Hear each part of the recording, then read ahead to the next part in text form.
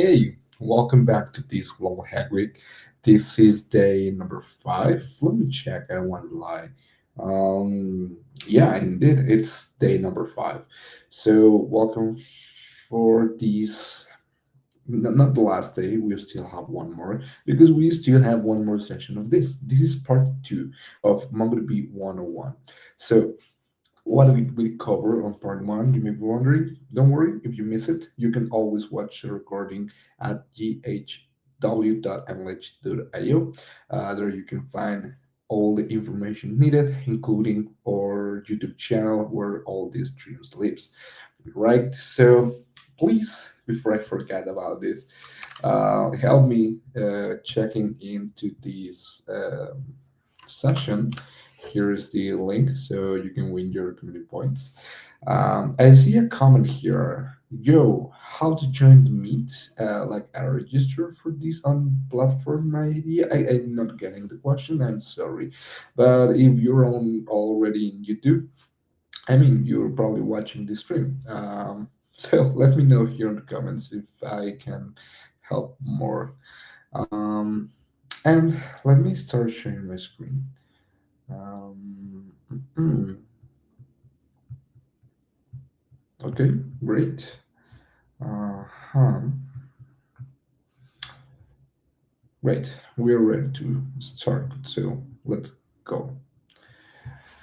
The MongoDB 101, session 2, crew deep dive and aggregation. So um, I like to introduce myself because I always forgot to do this as well. My name is Alberto Camarena and I'm from Mexico. So let me know here on the comments where are you from. That will be great to know. The goals. By the end of the session, you should be able to perform CRUD operations, including find or read, even though it is not here, update, replace, delete. What I put this in not find or read, well, we're going to dedicate a specific part of that, which is using shape the query results, using projections, sort limits, and counts. Also use comparison and logical operator to design effective queries. Again, so this query part is going to be a big part of the session. So that's why I mentioned. Some basic aggregation pipelines to summarize and analyze data. This one, I think it's really great to understand once you're learning MongoDB. I didn't when I was learning myself. So I find myself doing some manual things that later I understand. Like Mongo has a framework thought for that, so it was like magic to me at least. So those are the goals. The recap from the previous session. Again, if you miss it, please go ahead and watch the recording. I mean, not right now, later. And I hope you will find some interesting information in that session. What information? Well, what MongoDB is mainly.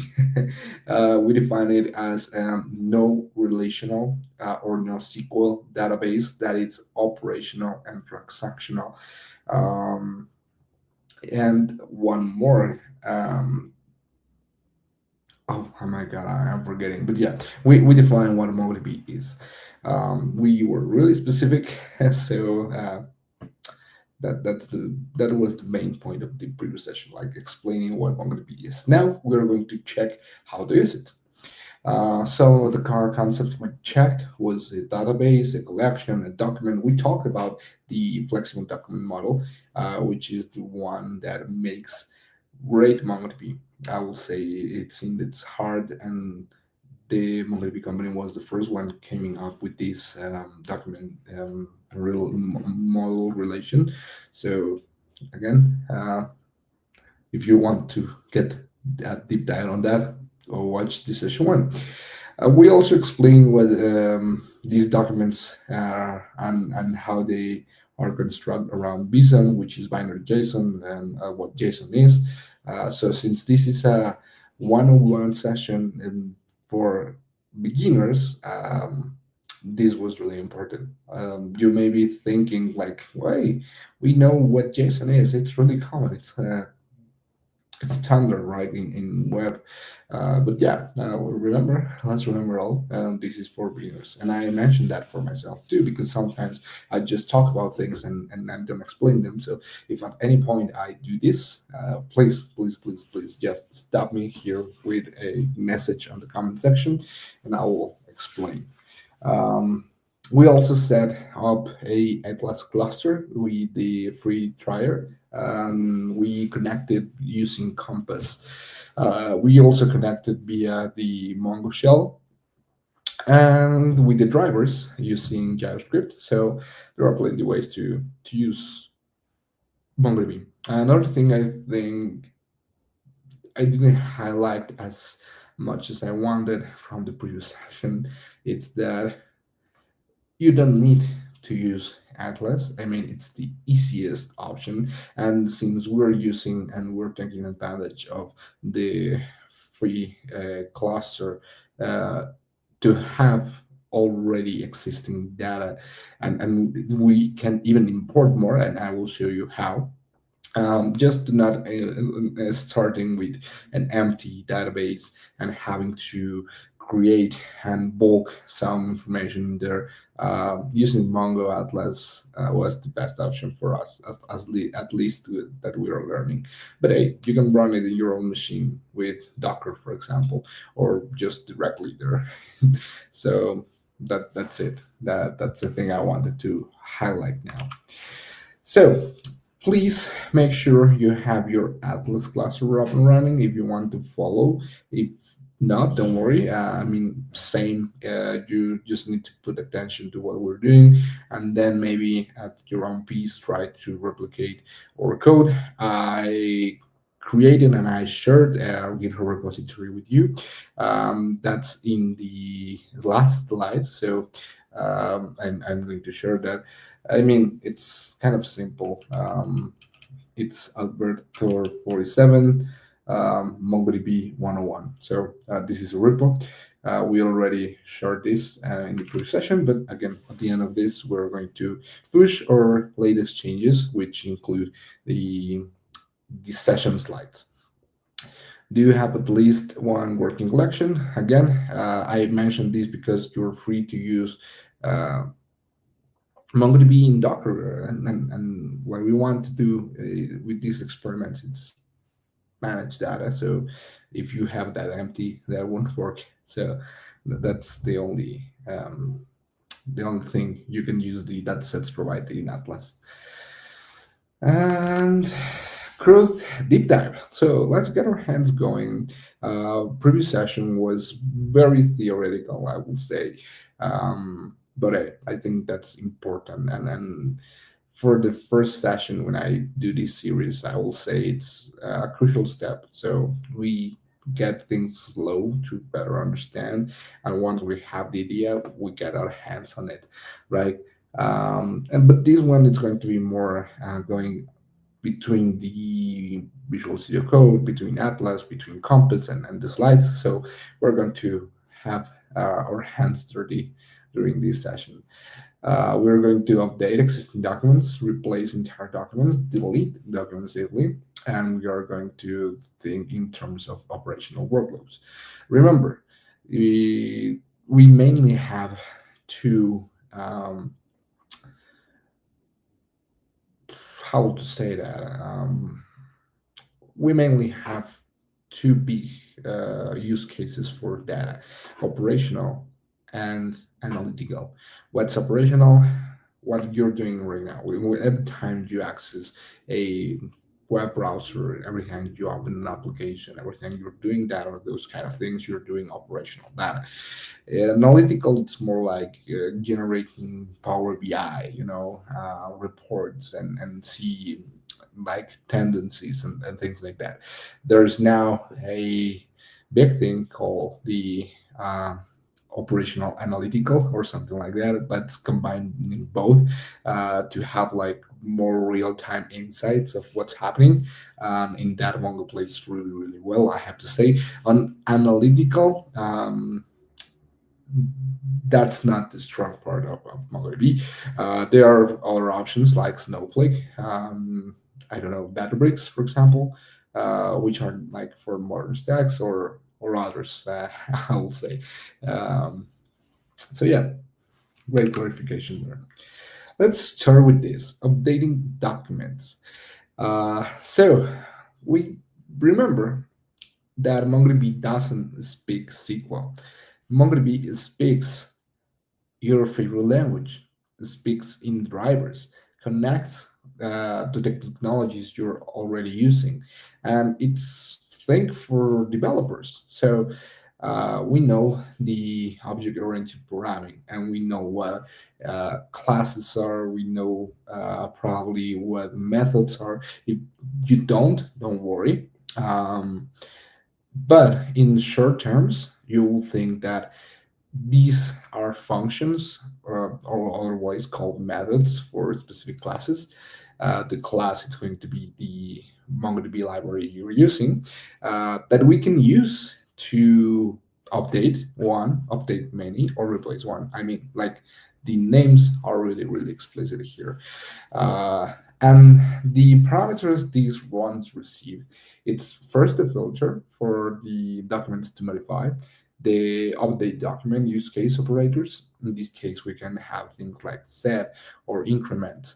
Um, and the difference between the update one and the replace one is that in the update one, you were actually updating fields in a document, but in the replace one, we're replacing the whole document, you know? Um, that's mainly it. So let's see one of these example in action. So before we continue to the code, let's check these common operators. Set it's to override a field value, unset it's to remove a field, increment or decrement a numeric field, push to append a value to an array, pull to remove matching elements from an array, or add to set, add to array only if the value is not already present. Why you find value in these? You will see once you create your application.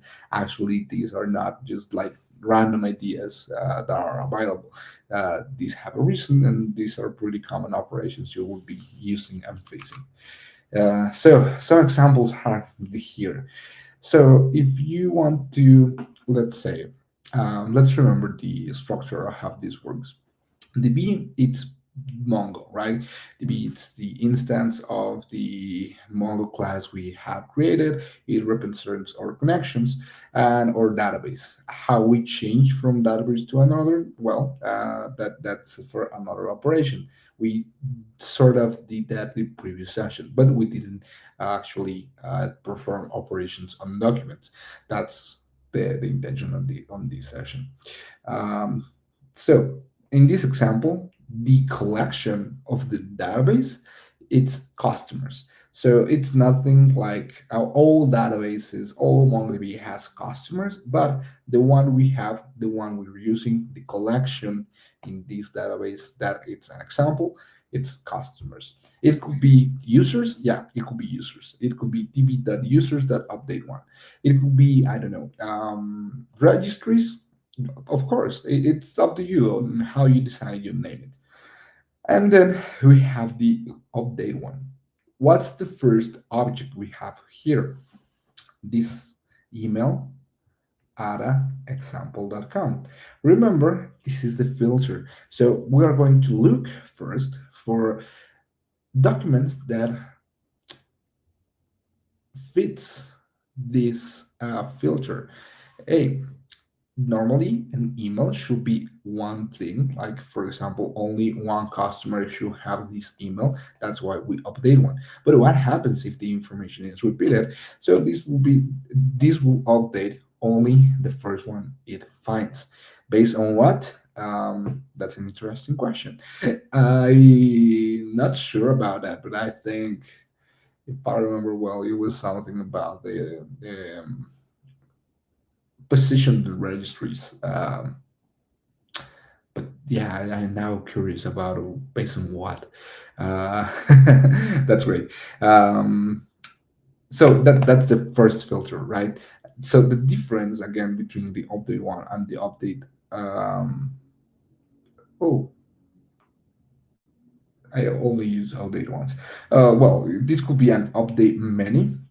So if this fits with many customers in this case, again, the normal thing is just to have just one. But if this fits, they all the users having that email are going to receive the next parameter, which is divided by the comma. That's happening here. The one we're doing, it's we're saying set. Remember the operator before, set or override a value field. We want to set the field status to active. Probably, probably, some of these documents won't have that field either. That's why we're using set, because we can have many approaches here. We can have an replace one and reconstruct the whole document. That won't be as performative as you think. I don't think that's a great um, a best practice, but hey, I mean, you can do it.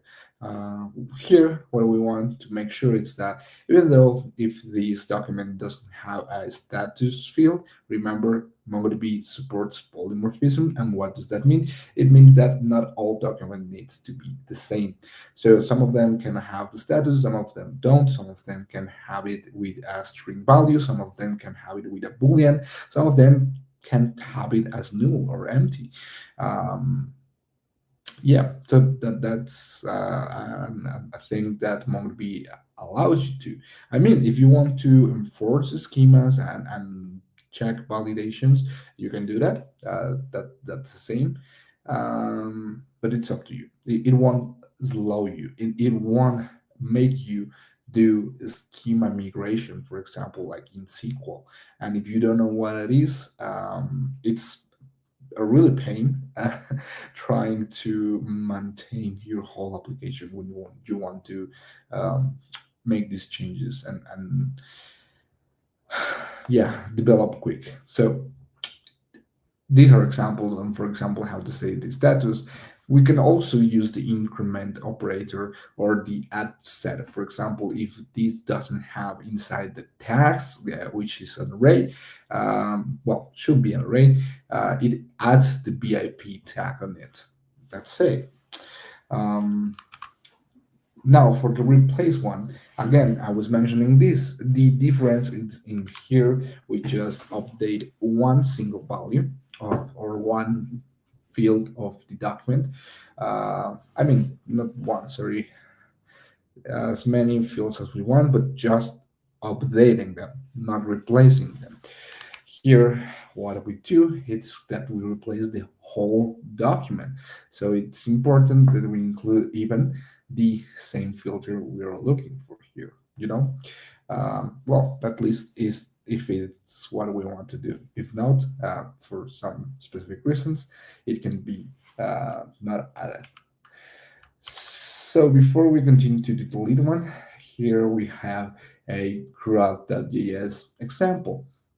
What's happening here? We are connecting using our library Mongo. We checked this out on the previous session, but what's happening really, really quick is that we're using MongoDB library and URI that's on our environment files. Usually URIs look like this.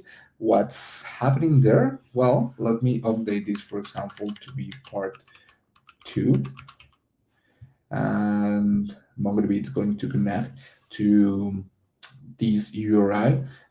Where you get that? Well, if you're running on Atlas, your cluster has a really, really simple way to connect. Here, cluster, connect.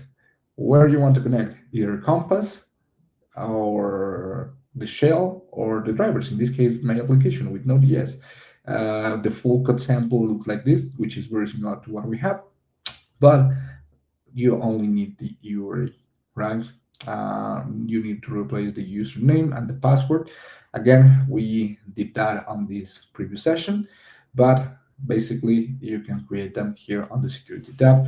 Also make sure you're allowing your IP address. I mean, that's supposed to be set for default, but if you create, I don't know, your account or the cluster in a different computer than the one that you're using right now, or things like that can happen. I recommend also setting the whitelist for network connections, at least if you're in development, not for production. Um, yeah, so that's the library working.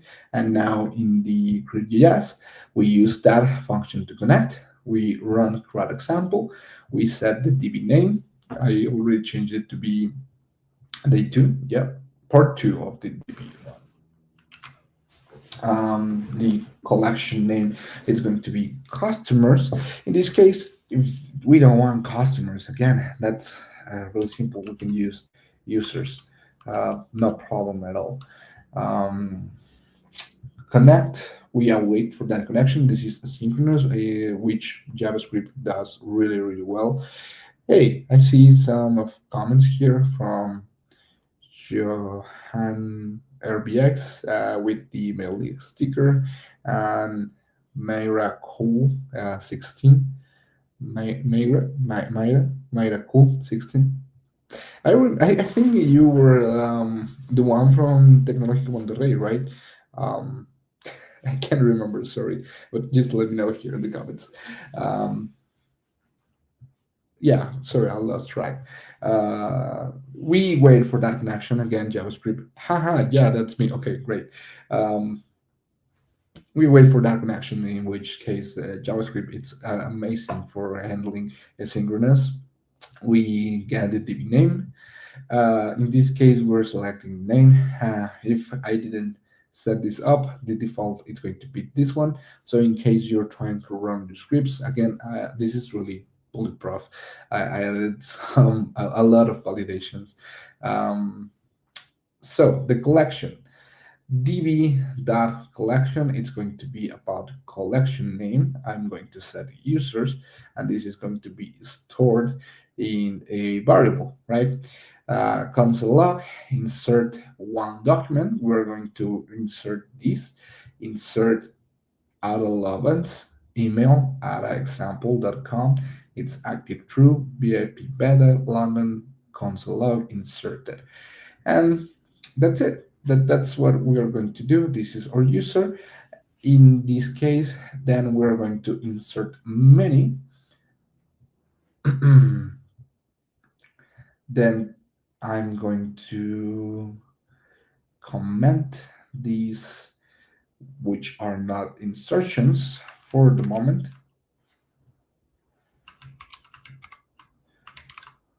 And now let's return to Compass 1 second. Let's initialize our connection here. We again check on how to do this. We are building on top of our knowledge. We see we have the collection of, well, sorry, the database of part 1DB with a collection of hackers, which is empty. Remember, yesterday we actually did not write any documents. We just added the collection, right? Here we're going to do the same, except that in this case, this is going to have a collection, a document inside that collection.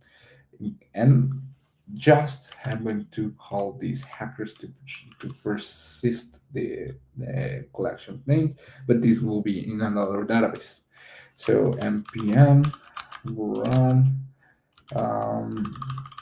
CRUD. If I remember, that was the name of the script. CRUD, yeah. So let's execute that. Oh, could you send the link to repo into the chat? Yeah, and also I realized you probably want this to be bigger, right? 1 second. Does this works well? Um, well, great. Insert one document with this ID, and then we insert many documents, and the count was 2. So what's happening here? We add Grace and Alan Turing and add allowance. So in our collection, inside the part 2 DB, we should have at least 3 documents. Well, not at least, exactly 3 documents. Um, Let me share the link with you for the repository. Um, hmm,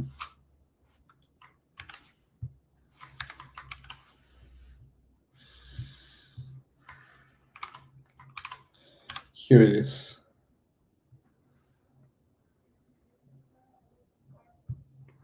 Great. So, returning to Atlas, now if we reload, we have a part two database and a hackers collection, the same. And we have those three. And again, I want to point at this. Remember, polymorphism, we don't need to have them equally. These two are the same, like have name, email, and ID. Well, not the same, but the same schema. And here, these one have ID, email, name is active, tags, address, and created ad, and plenty more information. Why these have created ad and why this doesn't? Well, we can see here created ad and has a new date, and we didn't define that here. Can we set by default those things? Yeah, we can. That's, I think, out of the scope of our current session, but I mean, we can. Now, let's return to the slides. Let's check on the update examples. Update a document. And since these were already created, I'm going to comment them.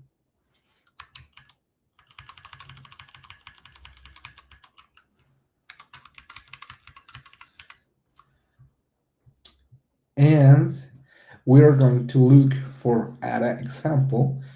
Is this going to throw us something? Add example.com, at example.com, we're looking for email. And what we're going to update, the active field. Again, is this an option? Yeah, but take a look. This is a boolean. That's true. Now we're going to run this and see that it's now a boolean, that it's false. Can we do that? Actually, we can. So let's wait for the answer. Yeah, we modified a document, and if we refresh the data, we see now this is false. And what happens if we try to set this as true, but not with an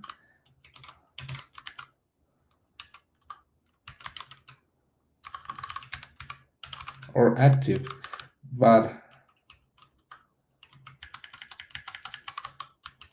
with a string? Let's do the same. Great. And let's refresh. And now it's active with extreme. What happened? Does it broke? No, thanks to the flexible document model, thanks to MongoDB. So let's keep going on this. Let's see on the next how to replace completely a document. Um, for this, I'm going to add a console.log, and here I'm going to say replace a document const replace result, await replace one, email. What was the email we have here? I'm going to look for the grace at example.com.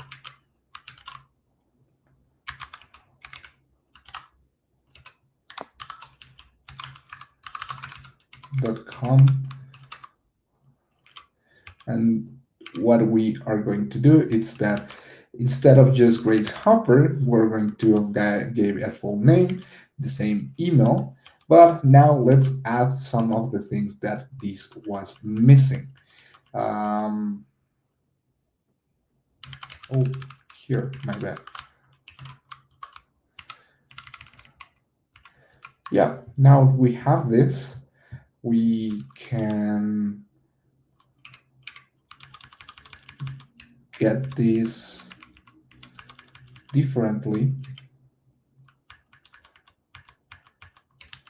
Um, since this is, well, this won't make any change. I mean, it's going to update it, but it already has that value, so no problem.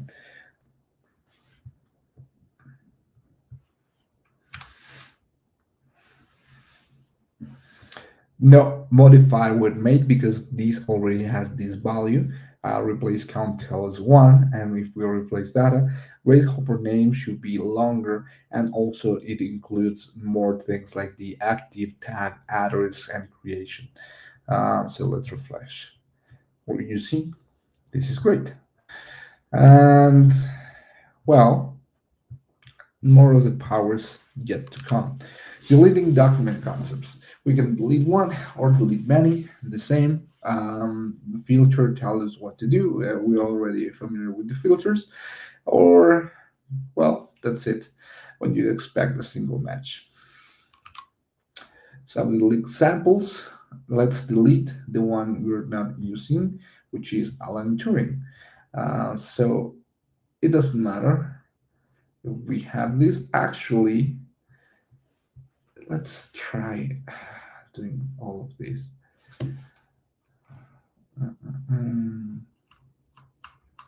Shouldn't be insert since these already are inserted.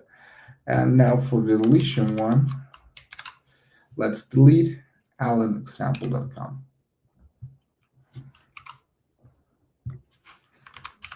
Let's do that. So, oh, actually, they were inserted. My bad. Uh, that's funny. But let's refresh to see what happened. Okay, you see we have a duplication of an 11s. This was inserted 2 times. We have a duplication of race at example, but we only have one Alan Turing. What happened? Well, my bad. I did duplicate or insert this. I can delete it here directly using Compass. That's another great thing to have. And we have the 3 original. Now let me comment these 2 because yeah, I thought. Okay. These are comment. And now we can run the crude example. One was deleted. And take a look at this. Another really great difference between the update and the replace one. These do tell us if this value is already the one we have, this doesn't modify anything. But every time we're replacing a document, it doesn't matter that the value we have in a database is exactly this. It will replace it also. So now for the delete count, if we refresh this, we should only have 2 documents. Yeah, because the Alan one was deleted. Great. Any questions this far? I would like to see if you have any question. Else, we can continue. So designing better queries.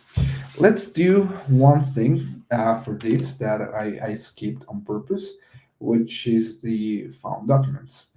Um, if we find just as this directly and we look for tags on VIP, we should have 2, right?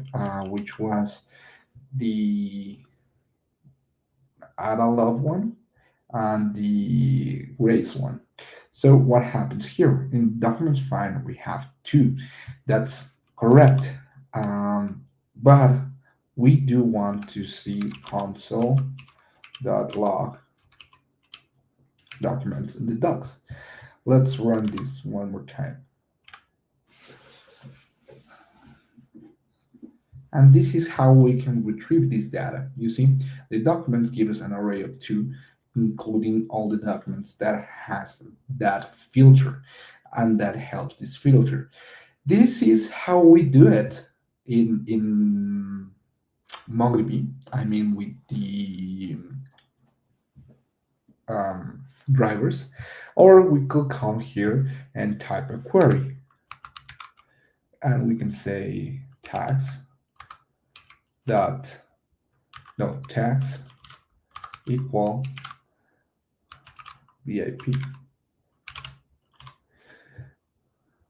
Is it the same? Well, not exactly, but they do perform the same. So we have some insights. For executed without index. This query runs for an index. If you find on using the link in your application, you create an index. Wow, great suggestion. But what an index is, that it's for part three. So don't miss out that part. Um, yeah, also, if I expand the options, you will see that we have something called project, sort, collation, and index hint, right? What are those? Well, let's explain these. So far, we use these simple equality filters, right? In this case, that's the one we use. Find BIP that has this value, and that's it. So far, we use simple equality filters. So use comparison and logical operations can be a very good implementation of what we're doing. Write most expensive queries and get operational data. Comparison operators are GT.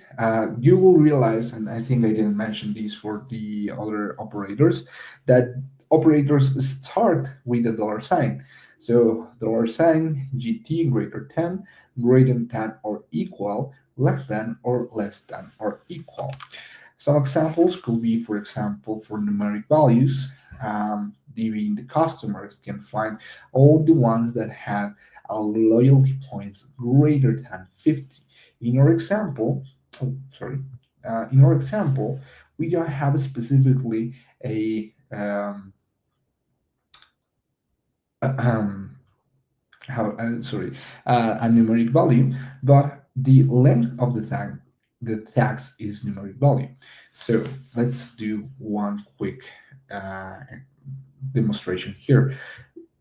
If I want to expand this and I want to add here another item, I will say this is VIP, this is beta, and this is test. And that's it. I want to update this. So if we come here to the find documents and I say console.log find document with tag length equal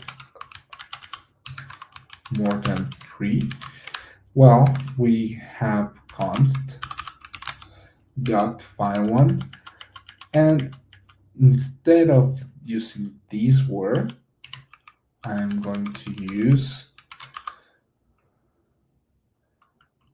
tags size tags dot length GTA or greater than 3. No, so this actually won't work because what it's going to be interpreted here is that this is going to be a field of tax one. So yeah, my bad on the example. Um, yeah, let's stick with the example I showed on the slide. Sorry, for loyalty points that in a direct way, or also in specific ranges. So age between 18 and 30, all inclusive, because greater than equal or lower than equal. That's the inclusive, what it means to. So logical operators that include BIP or that include other else. In this case, we do can make something like that. That include BIP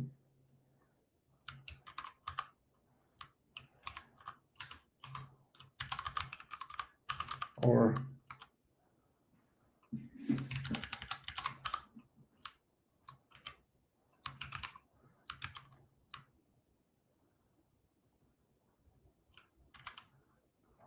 yeah.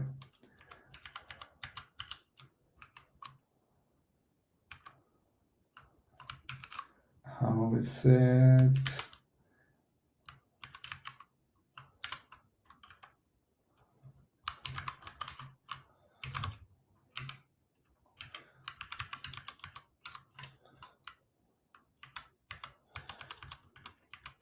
Exactive, no.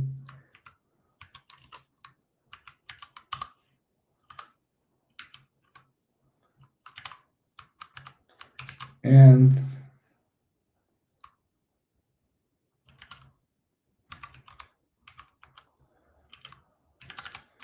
let's see in our real example what these they have. Beta admin, beta, let's say for example, test.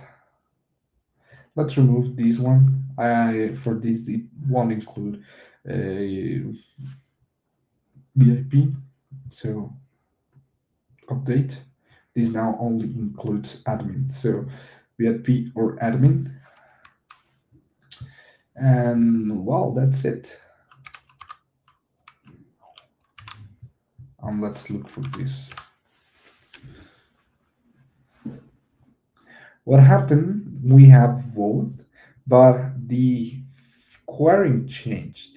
So instead of looking just for the one that has VIP, now we're using looking for the one that has VIP or admin, and we can keep on with this list. I mean that's some simple. Um, so these are operators, logical operators. We also mentioned the comparison operators. So adding operators to this will help us. And when we mention project circulation and indexing, we are talking about arrays. Well, no. Let's skip this array one. Yeah, modifying the core results. This is the part I wanted to get. Sometimes we don't need all the fields in a document, right? And for example, these documents are these documents are kind of short ones. I mean, these only are one, two, three, four, five, six fields. But let's take a look, for example, the sample flicks on the movies. This includes plenty more, right? And what we need to do here is that if we want things to have a better performance, we can reduce the amount of information we are retrieving. And I don't know if this sounds familiar to you, but think of GraphQL but for databases. That's great, right? Because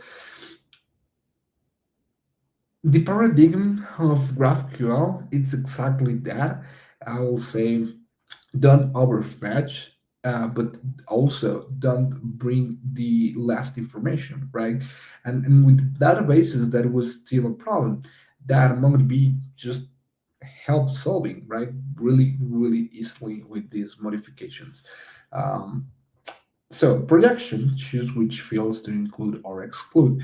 Sorting orders the result by one or more fields. Limiting restricts how many documents are returned, and counting see how many documents match the filter. Let's get for all of this. So we are going to retrieve, let's say we have the specific information for a movie, um, which is this one, but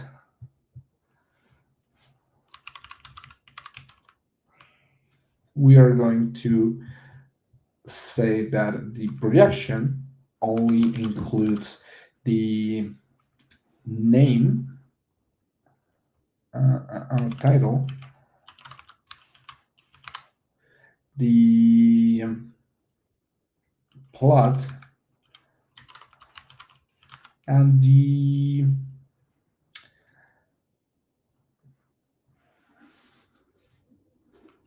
what else? I mean, nothing that fancy. Um, Languages.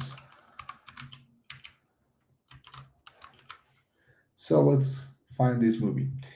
And we have that 1 week, right? Let's open a new tab. this is the matrix, right? Title.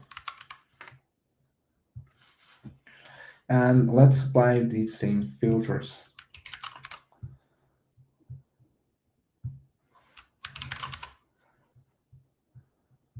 So we have the matrix, it's available only in English. A computer hacker learns from mysterious rebels about the true nature of blah, blah, blah, blah, right?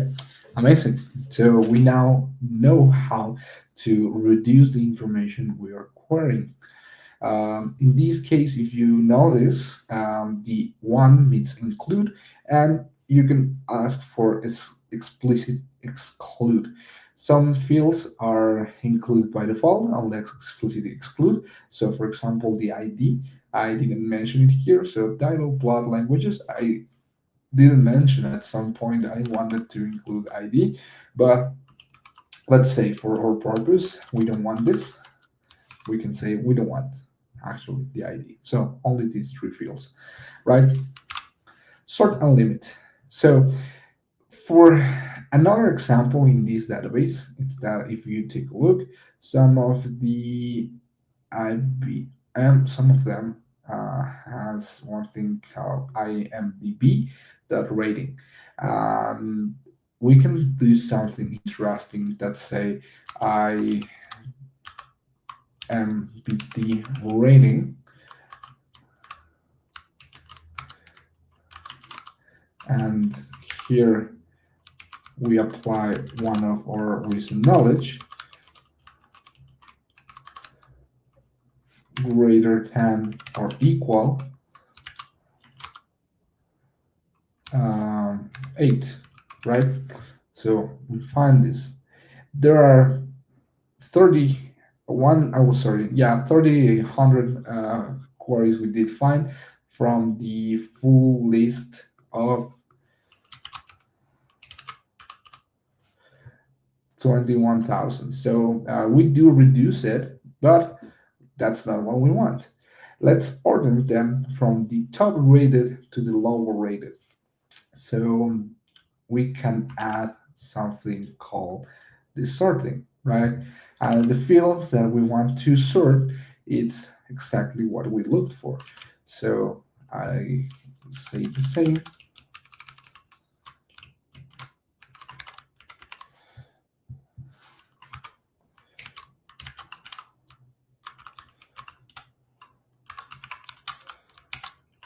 But in this case, I will say -1. -1 is descending or ascending. Let's see. Find the top one we have, it's 9.6. The title is Band of Brothers, and the second one it's Planet Earth, and so on and so on. Which one? It's the lower one. Medium. Well, yeah. Sorry. In this case, we want to get them all. So even though we're querying 21,000 entries, this was really quick. And the lower rate one, it's 1.6, saving Christmas. Yeah, I can figure. Um, now, oh, sorry, my bad. Now, limit. We don't want all these. We can limit to just one. To the top 5, and it will be easy to find. So the words are this. And what happens if we start combining the things we have learned? We can make very, very interesting queries, right? So the projection, the sorting, the limiting. The worst movies are Saving Christmas, Justin Bieber's Believe, Justin Bieber's Never Say Never, Disaster Movie, Super Babies, Baby Genius 2. Not in my opinion. These are just IMDb ratings. But yeah, and the top ones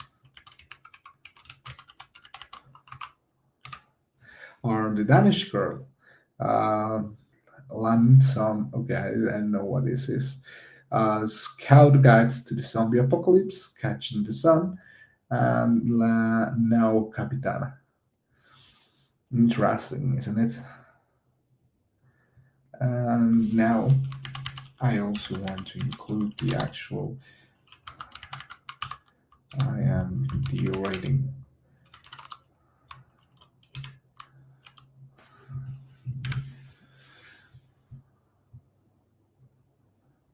Oh, that's why these are the greatest.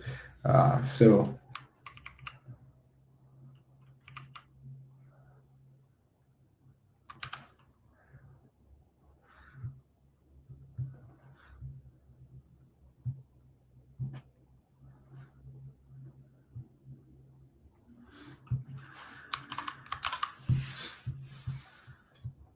yeah, be very cautious about that because some of them doesn't have a really an actual value. Oh, yeah, and I have to return this. Fine, an actual value. So the sorting will not work as expected. So yeah, the best qualification or the best ratings are Man of Brothers, Planet Earth, Brave Heart, the Civil War, and the Civil War Two. Two Civil Wars. I don't know if this is repeated or it's on purpose. Um, it says Captain America. No, certain limit. Then counting documents. So how many documents actually fit those queries? That's another thing that could be really useful. Um, this is useful for dashboard pagination and monitoring. Yeah, of course.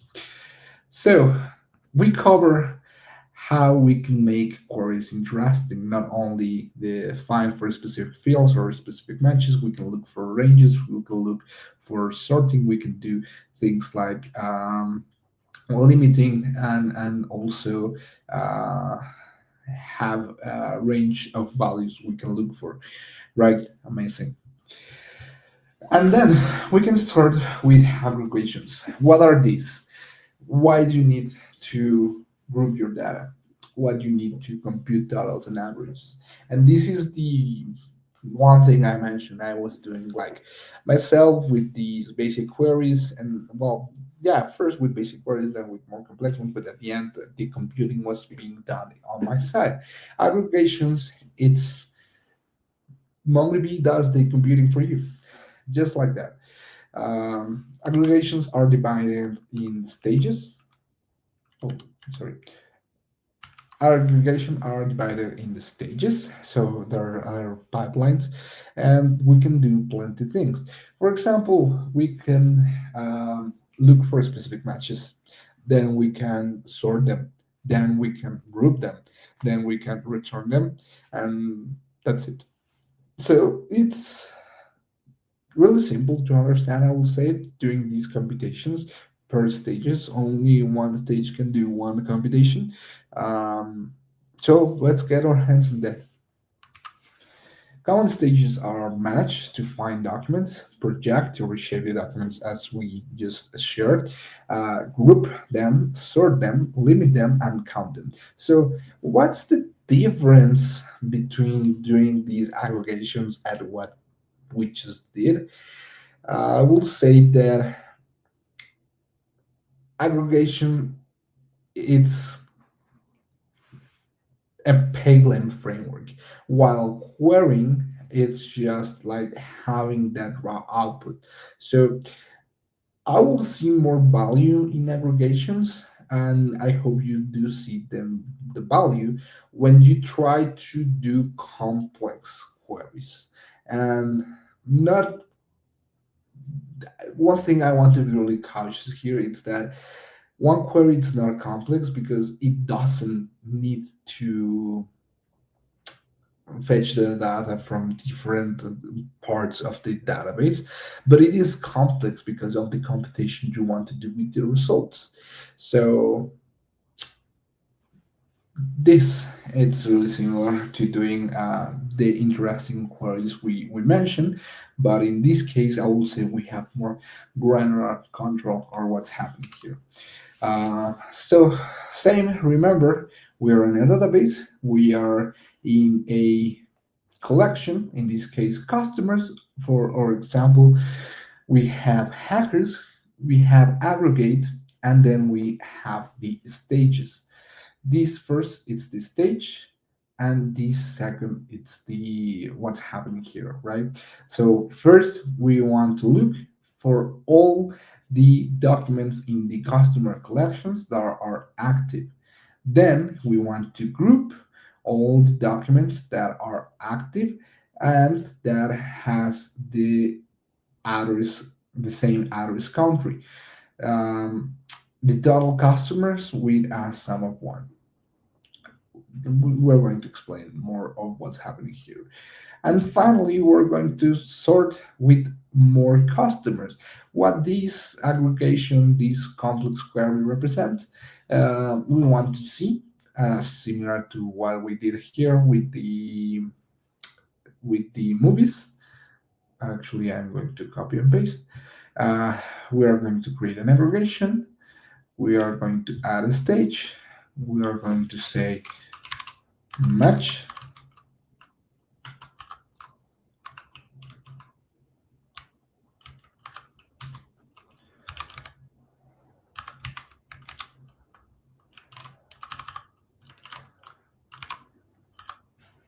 Oh, sorry. The first stage is match. The query we are going to do is that the ID ratings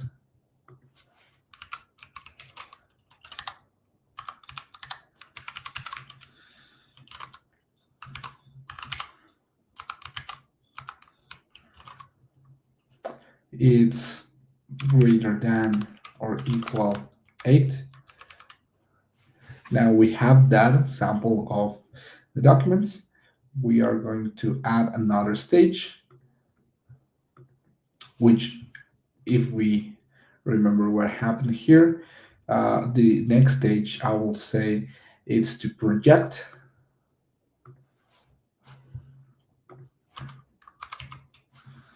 Now we have projections, and this will include the title, the IBM ratings, the ID is going to be removed, and the plot, right? And that's it. The next stage of this, very, very similar, will be the sorting and finally the limiting. We are going to sort, field, it's going to be IBM rating, and the sort order it's going to be descending. And finally,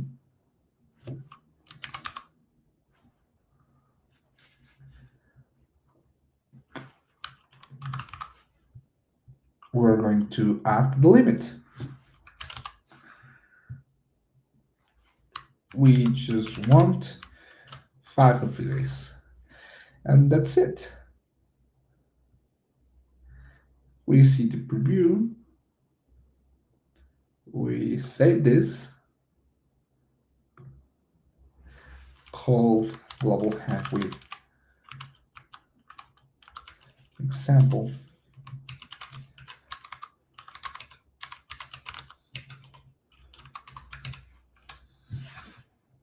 And we can export to a language. So for example, for JavaScript, well, here it's as a node. I'm going to copy this, include import statements, include drive syntax. Okay.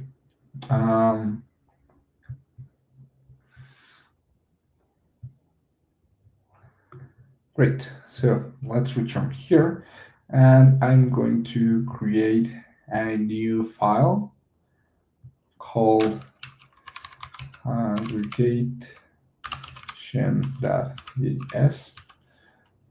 here, what it's supposed to do, it's const connect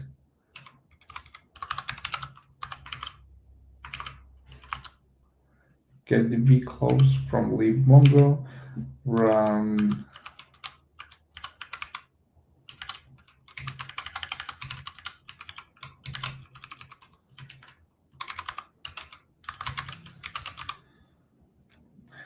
aggregation,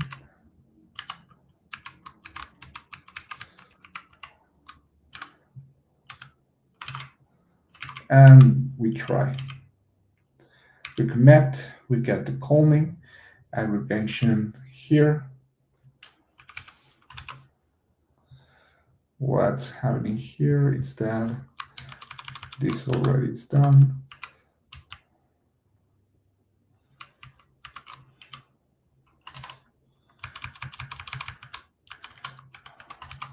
Our first aggregation, it's like this.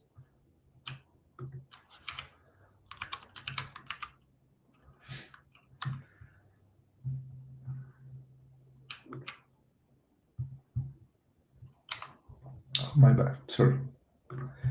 And we're doing this. Great. Now comes a lot, says aggregation on movies. In this case, I'm changing the collection name since it is not for part 2. This is for movies. And also the TV name, it's not getting that from the process, but directly from Flix movies.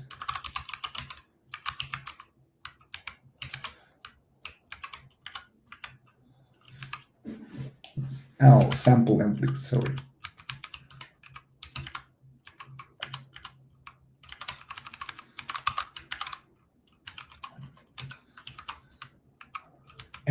Flix. Yeah. Now for the collection, again, console log, const, call, aggregate. Cannot really clear logs.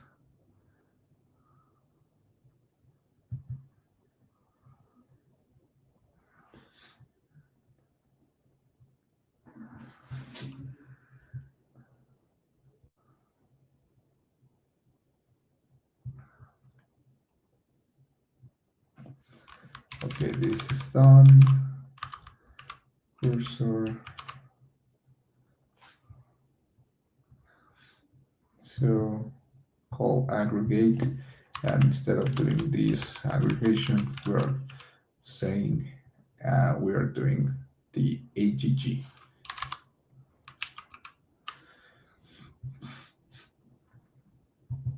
Aggregation results. Do we need to pass it to an array? We close this. We don't have a catch, are we? Oh yeah.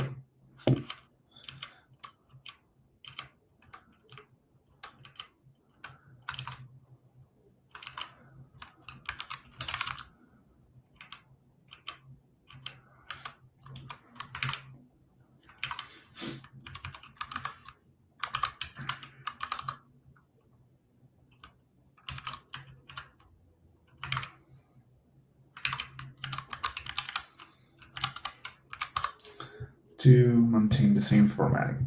So one final thing we need to do here is to add a script for this.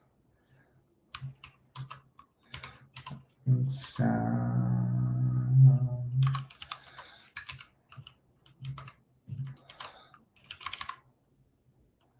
AGG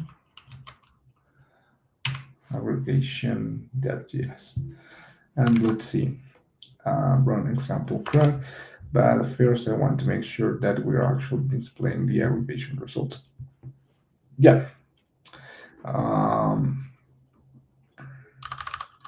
AGG. So what we have here, exactly what we wanted and what we had in the um, movies, right? So if you see the aggregations tool Compass has, it's really intuitive. It can help you a lot to get started with aggregations. We can define what's happening in all our stages, have a clear vision of that, what happens in the match, what happens in the project, what happens in the sort, what happens in the limit one. We can see even the sample output data we will receive in each part of the match. So, for example, the first match will tell us this is just a sample of done documents with a lot of resources containing everything. Then we project the results, so we reduce the number of fields we're seeing here. Then we sort them. Then we limit to five. So instead of having just a sample of 10 documents, we have the specific five we wanted. Um, and what else to say about this? Well, another thing that I think, I will recommend also for using Compass is that it also has now an aggregation generator, same as query generator or explaining things. Um, so AI resources fully built within Compass. So I don't see why don't you try this, and then you can test them out in your applications. Um, so the same we define for each stage is shown here, and the export it's just great, right? Here we can copy and paste. Uh-huh. And for the export one, no, no, what it was export to language. Um, you see how it also include the import statements from the libraries and everything. So it's really easy again to get things going and start with this either language you use. So great. Let's go to the example. Let's take a look to the examples and what was happening here. I wanted to do the example live because I think we got fresh just about the complex querying and how it relates and how we can powerfully do mostly the same, but just to see the difference and how they worked. Um, so another examples I have here, it's for example, customers aggregate. First thing, again, matching the status. Oh, I think we already covered this one. Though the next one will be so for aggregate our average level points per user. So in this case, we are returning everything. If you take a look, we are not matching the specific files. So we're grouping every document in the collection per ID status. The average point we want to group, it's the average of the loyal points they have, and we want to sort them on descending way. Using Compass, I already mentioned this part has a visual aggregation step to build a pipeline strategy by stage, see implementation results of each stage, export and save pipelines to reuse. So today we are going to wrap up this session because I like to be frank, I'm not feeling so well. So I wanted this to be as fast as I could, but hey, it was full of information, right? Um, don't miss out the chance to practice yourself. Remember, I will show you one last thing. I just take the sample influx data. We do created some information ourselves for the part one and part two, but if you want to practice, you can just come to Atlas again, create your cluster, and in here in the tabs you can see when you see this cluster you can load sample datasets. Right now, I already have one active. If we look for sample mflix, this is the one that it's loaded. That's the first time, but you can find more data about, for example, weather reports, training data sets for airline routes, example, um, restaurants, neighborhoods, sample guidelines, sample geospatial, analytical Airbnbs, um, customer influence sales. So let's, for example, take the restaurants and neighbors.